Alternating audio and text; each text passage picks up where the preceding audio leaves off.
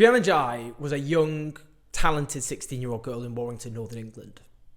She was loved, not least by her family, her incredibly supportive mother. She was trans, she had a big online following, particularly amongst other young trans people. Now, nearly exactly a year ago, she was murdered in the most hideous possible circumstances by two other pupils. They've now been charged and convicted of murder with life sentences handed to them by Manchester Crown Court. Before Brianna's murder, she was subjected to hideous transphobic harassment and bullying. Crucially, her murder has now been recognised as a hate crime. The context here is important. Britain is in the grip of an anti-trans moral panic. Transphobia, that is straightforward bigotry, prejudice directed against trans people, has been whipped up by the media and by politicians, portraying trans people as at best a social problem, at worst as outright dangerous, with very disturbing parallels with the anti-gay moral panic of the past. The reality that trans people suffer, like abuse, including in all too many cases from their own families, violence, discrimination, access to relevant healthcare, we could go on, airbrush for reality. With all that in mind, I'm so honoured to speak to the journalist and legal researcher Jess O'Thomson. They sat through the whole trial in this truly distressing case. There's no better guest than the exceptional journalist and legal researcher Jess O'Thomson, who has been every day sitting through this trial, hearing unbelievably harrowing details about what happened to Brianna. So firstly, Jess, I just want to say what you've done. I've been reading your reporting throughout, and it has been absolutely exceptional. And you should be so proud of what you've done. But it can't have been easy. It's a hugely traumatic case. And I just want to say all my love and solidarity for being able to go through that case and then just being able to speak about it today. Thank you. I just want to start with a statement which was issued by the Crown Prosecution Service. Let's just have a listen. The sentencing hearing concludes one of the most disturbing cases that the CPS has had to deal with. At just 16, Scarlett Jenkinson and Eddie Ratcliffe are convicted killers, responsible for the brutal murder of a young girl who thought they were friends. The planning, violence and the age of the killers is beyond belief. The two appear to have had a deadly influence on each other and turned what may have started out as dark fantasies about murder into a reality. The messages between the two provided a terrifying insight into the warped desires and fantasies of the two defendants. However, they also provided us with the motivation behind the attack, the plans and the attempts to cover it up. Crown Prosecution Service presented all the evidence in this case for the jury to consider, including the hateful and dehumanising language used to describe Brianna. We applied to the judge for an increase in the defendant's sentences because we believe this killing was a hate crime, motivated in part by hostility towards Brianna because she was transgender. We are pleased that the court has agreed that this was a motive. Today's sentence reflects the brutality of the two killers' heartless crime, and while it cannot erase the pain of Brianna's loss, we hope it brings some closure. The Crown Prosecution Service would again like to thank Brianna's family for the courage and dignity they have shown throughout the proceedings, and our thoughts and sympathies remain with them at this difficult time. So Jess, I just want to ask you about this first. For a long time, the narrative was, well, actually, yes, she was trans, but the transphobic element was belittled. So do you just want to talk about that statement and just how the transphobia has been erased from this? Yeah, I think it's really important to have this, very clearly stated by the judge yesterday in her sentencing remarks. In fact, it was, key to her determination of the eventual sentence. It's what the anti-trans hostility in the case is helped her determine the starting point for the minimum sentence that she eventually passed. And hearing it from the CPS explicitly in the terms hate crime, I think is really important because there have been significant attempts by various significant gender critical commentators, by members of the media to pretend that what anyone who sat through that trial would know was not true, that this was a sadistic murder, as the judge said, and that it was motivated in part by hostility to Brianna on the basis that she was trans. Sitting through the trial, was, as you say, it was an incredibly distressing experience. I know members of the trans community have been very upset. Just reading my coverage, obviously, I have not even reported everything that was said in court because the level of disturbing detail was so upsetting that I didn't, want to unnecessarily reproduce that harm. So yeah, I struggled. I struggled sitting through the trial, and especially, listening to the transphobic messages between the defendants when they were discussing and planning the killing of Brianna. There were references to her plans to look at her genitalia after they had killed her to see what size of penis she had. There were continual dehumanizing references to her. One of the defendants, who we now know is Eddie Ratcliffe, referred to her only and continually as an it for the duration of the conversations between the two, and also said that when they killed her, he said he wanted to see if Brianna would scream like a man or a girl. Now, obviously, hearing those messages, it's pretty impossible to come to any other conclusion that transphobia was playing a pretty key role here in the dehumanization of Brianna that, we all know is what makes killing possible. But I think it's not just the motives of the defendants that is particularly interesting here, although we do now know that the judges determined it was a motive, it was a transphobic hate crime. I think also that Brianna herself, and this has been a key feature of the case and of the trial, was incredibly vulnerable, and that they were able to target her and to eventually to kill her because she was so vulnerable, in part because she was trans. She suffered from anxiety. We heard in court yesterday from Brianna's mother that on the day she was killed was the first time she had been able to get on the bus by herself on the way to the park to meet her murderers.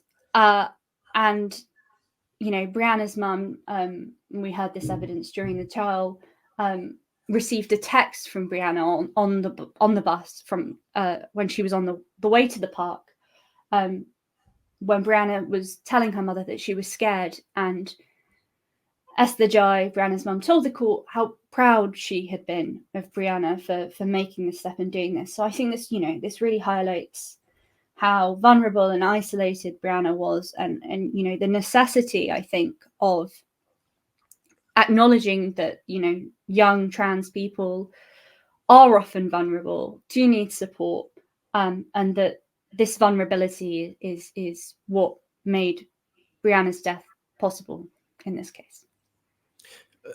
You've said a bit about Brianna there, but can you tell us a bit more? What was the kind of picture we have of her? So this is why it's so upsetting. Brianna was described as incredibly outgoing, as incredibly lovely. She wanted to be famous. She made TikTok videos, and I think this is part of the reason why her death hit the community so hard, is because a lot of young trans people were watching her videos on TikTok. She was full of life, and it was taken away from her. And we heard that she had anxiety, she had ADHD and autism, that she was very scared, but that she was also so in contrast, so outgoing, so full of life, and such a wonderful young woman. And her life was rendered far too short. In the case itself, a truly disturbing case, you talked about these transphobic messages. The media since have, so the Daily Mail, it was a transphobic hate crime, all that kind of stuff. How do you feel seeing now the British media, given its record, and actually given the way it initially described what had happened here? How do you respond to that? I have a mix of emotions. In some ways, I feel relief that it is being accepted. That, although not by everyone, I'll add, there have been high-profile gender-critical figures who have, for example, reacted to this by trying to attack Brianna's mother for supporting Brianna in transitioning. You know, it's not been a universal acceptance of the role transphobia played. There are still definite attempts to undermine that. But I guess there is relief in some sense that it's not being litigated on the front page of the Daily Mail in that sense. But, you know, there's also, I think, rightly from me and from others, very severe anger that the hypocrisy of a media establishment that every day engages in and supports and prints language. You know, one of Brianna's killers referred to her as unnatural, an unnatural creature in the messages, and that's the kind of language that we see in opinion pieces in these newspapers. You know, they recreate and reproduce this kind of hostility and certainly the vulnerability of trans youth by, you know, supporting attempts to make it more difficult to be trans in schools, by, you know, talking about limiting trans young people's access to healthcare. To see the same newspapers that promote this kind of anti-trans bigotry every day now turn around and pretend that they are against transphobia and that they are devastated by Brianna's death and that they you know, that they haven't been denying this for 12 months, that they haven't been underplaying this for 12 months, and that they haven't spent the last few years attacking the trans community, I think is pretty shameful.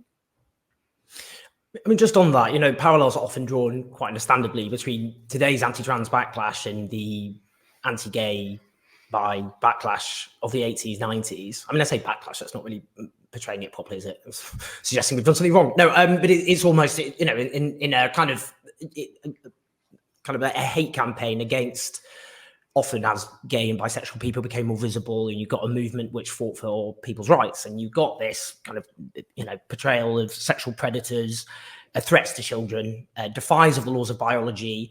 It's a mental illness, a fetish. Why should the majority have to change because of the whims of a tiny minority? It's all the same stuff, all the same narrative. I think what's striking though is, you know, that history, people often go, well, they were being hateful and we're not being, you know. But if you look back at how, for example, Anita Bryant in the 1970s, one of the leaders of the anti-gay campaign, she didn't say, oh, I hate gay people and all the rest of it. She said, no, God loves all his children, including gay people. That's why I'm trying to save them. I'm not homophobic. And there was this accusations that gay activists were aggressive and militant and terrorizing Anita Bryant. And she was just being polite and well-spoken. And she was just raising legitimate concerns about children's rights. And the movement was called Save Our Children. And again, it was about saving children. I just in terms of today's context, because a lot of the rhetoric, people go, we're just asking questions. But it's the fact it's always framed in ways that presents trans people as a potential problem, as a threat, as a menace, whilst the reality of what trans people go through is just not there. Yeah, I think, you know, Anita Bryant explicitly said, I love homosexuals, you know? So when you hear gender critical people say that they actually love trans people, they just don't want them to do X, Y, and Z, and they want to keep us away from their children, and they want us to, you know, just not be in single sex spaces and all these things. It is hate. That is what is happening. You know, you're demonizing a minority. And I think it's very important to note that this is not that things have shifted and that we're now talking about trans people in these terms. Very much trans people are being used as a wedge to continue to have these discussions about other LGBT people, about women's rights. You know, this is an opening for a far right backlash that is very strategic in demonizing a very small minority who they think they can get away with harming in the hopes of opening up conversations about a wider reversal of progressive politics and of people's human rights. You know, very famous gender critical campaigner Kelly J. Keane, or Posey Parker, is actively been supported by CPAC and funded by them. And for those who don't know, is a bit of conservative political action committee in the United States, hard right. Hard right US, you know, very, you know, also platform support Donald Trump, gives you an idea. You know, and she's publicly spoken out against young people being able to access contraception and abortion. You know, this is all. It's important to understand all of this as part of a broader political coalition and movement that is not just about trans people, but trans people are politically useful to enable this broader hatred. I mean, just finally, I mean, I don't want to talk about what good can come of this. This is such a hideous, horrible thing. You know, it's not the right word is not tragedy. It was a completely avoidable crime, a murder of a young trans girl who had everything to live for. But what, you know, we've seen the emotional cruelty of anti-trans activists, which often I find just astonishing. In the aftermath of this, you might think some of them might pause for thought, but they didn't. They started, as you say, attacking her mother. What do you think can come out of this of this horror, though? That could this galvanize? Could this maybe educate people who at the moment are confused? They get this media hate all the time. Could this be a moment which can force a kind of sense of look where this has led us? I'm skeptical that it will. You know, I think what I hope for is for Brianna's family to be able to try and find peace now. I think I would encourage people not to focus on Brianna Ghey's murderers, but on Brianna Ghey and her life and the importance that she had to her family and to her community. You know, I think it's very easy to turn this into a story of two monsters who aren't human, when in reality, you know, they are fully culpable for their actions, but they are children. They are being imprisoned, but there is no, you know, there is no justice in locking away two children. It's not going to bring Brianna back. Blaming them entirely for everything and all transphobia in society is not the answer. As we know, this is situated in a political context where the kind of language they were using to discuss Brianna is incredibly normalized. You know, I can't open my Twitter and my email inbox often without seeing the kind of language that they were using to describe Brianna, you know, including transphobic slurs, you know, addressed to me. It's not, these children are not unique in being transphobic. And, you know, I'd urge people, you know, to focus their efforts on how we keep other trans children safe. That would be what I really urge the community to do going on from here, is to think about the fact that Brianna was really vulnerable and think about how we can make other trans children less vulnerable, work to fight the normalization of transphobia and transphobic hatred, and also, you know, support each other in a political environment that makes us all feel quite isolated and vulnerable at times. I think there's incredible lessons to be learned, and I hope people do remember Brianna Ghey, not those who murdered her, and also use this as a moment to think, how can we protect young trans people whose lives have been made hellish, Yes. and deliberately so. And that's not just for, you know, gay and lesbian allies and bisexual allies of trans people, but I hope straight people can think to themselves, straight cis people can think to themselves, what can we do as well? Jess, you've been absolutely incredible. This isn't easy for you to talk about. And, you know, your humanity really does shine through, and you've done incredible work on this. You should be so proud of it. And I'm really, really so honoured that you were able to come and speak to us today. So do share this video and get Jess's message out so we can also remember Brianna and also remember those lessons. Finally, please follow Jess O'Thomson at Jess O'Thomson on Twitter. Incredible legal researcher, but you can also support them on patreon.com, Jess O'Thomson. Please do that. Thank you, Jess. Thank you.